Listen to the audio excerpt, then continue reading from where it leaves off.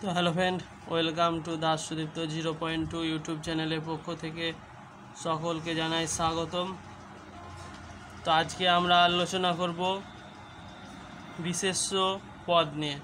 তো চলুন ভিডিওটি শুরু করা যাক।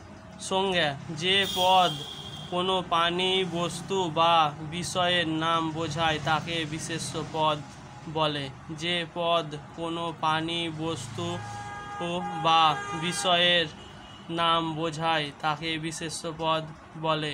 যেমন রাম, হরি, মধু, যদু, রবীন্দ্রনাথ, যিশু, মোহাম্মদ, সুমাত্রা, শ্রীলঙ্কা, স্বর্ণ মন্দির, তাজমহল, গীতা, জল, চিনি, বালি, বাড়ি, পাল, হরিণ, বাঘ, সিংহ, মেলা ইত্যাদি। চিন্তা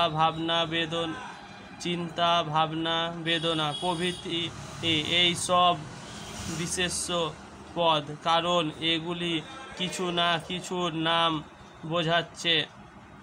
বিশেষ্য পদের প্রকারভেদ।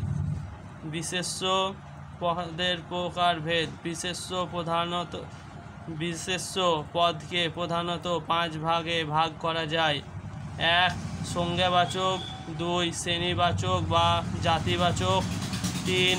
ভাববাচক, 4. ক্রিয়াবাচক, 5. সমষ্টিবাচক।